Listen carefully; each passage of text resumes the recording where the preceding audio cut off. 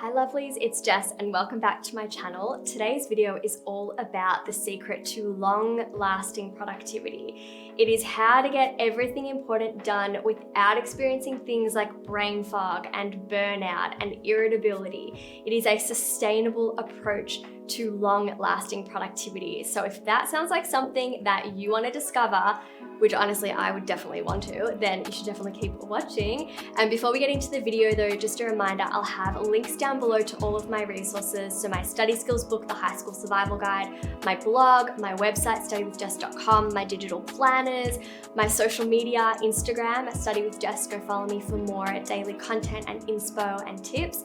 And of course, the pre-order link for my new book, Work-Life Balance Survival Guide, How to Find Your Flow State and Create a Life of Success, out August 9. I can't believe we're getting so close to the launch date. So if you haven't already pre-ordered, go pre-order. It also comes with a bunch of bonus material like a self-care planner and journaling prompts and my productivity playlist. There's a lot. Anyway, let's get straight into today's video and I'm going to share with you the secret to long-lasting productivity.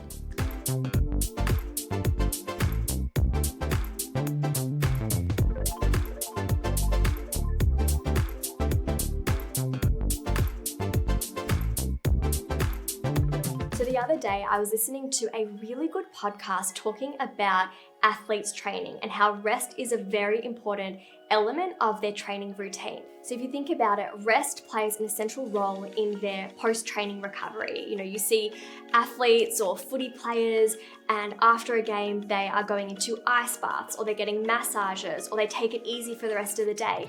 You can't hit the gym 24/7 and you actually have to allow your muscles to essentially repair themselves. And I feel like it's really accepted and normalized that obviously rest is a really important part of their training routines, but why don't we ever think about the important role that it plays when we factor in the work that we do day to day in our careers or as part of our studies and all of the mental energy that we're requiring of our minds, like all of the physical energy that they are asking of their bodies.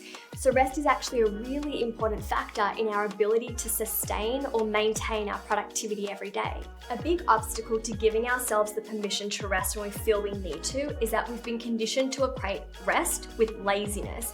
This is also partially because when we see people in their careers or see someone's achievements, we don't learn about the spaces in between that played an important role in helping this person along their journey to success. We don't talk about or emphasize the importance of rest as a society.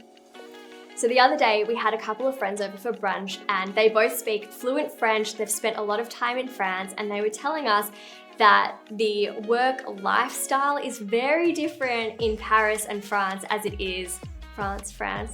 What's happening to me today? We'll just ignore that, guys.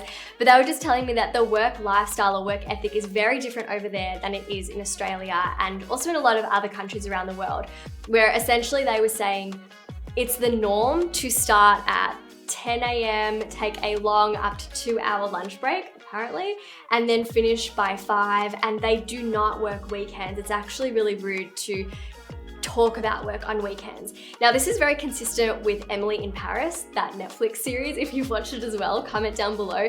But that's how they portray the work week in Paris as well. I don't want to overgeneralize here and say that every Parisian works in this sort of way because I personally don't know. I haven't spent a lot of time in Paris or in France. But it was just really interesting to find out that depending on where you are in the world, we approach work very differently and we incorporate or value rest to different extents.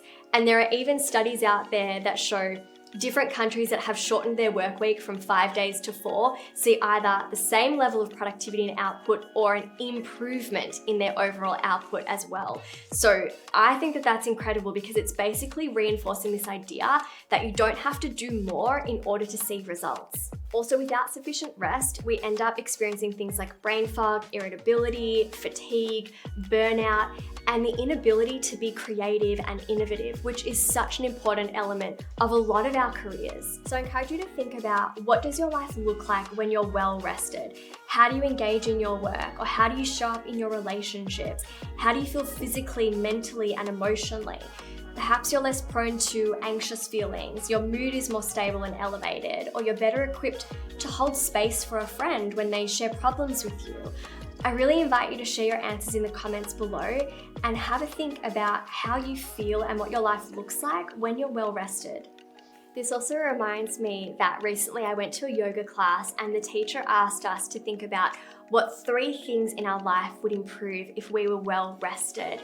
And another thing that she said, which really resonated with me, was sometimes the most productive thing you can do is rest. And that rest is not there for us to earn, it's there for us to claim. Just let that sink in for a second and dissolve all of that conditioning that we have been exposed to in society thus far. Now again, if you ever experience this idea of rest resistance or you're prone to burnout or brain fog, this is a topic I delve way deeper into in my new book, Work-Life Balance Survival Guide, How to Find Your Flow State and Create a Life of Success. So make sure you go pre-order that. That'll be as a little link down below in the description box. Because like I said, official release is August 9. Can't wait for you to all read it. And otherwise, if you enjoyed this video, make sure to subscribe, give it a thumbs up, leave me a comment down below letting me know what you thought of this video, and I'll see you soon with another one. Mwah. Bye, lovelies.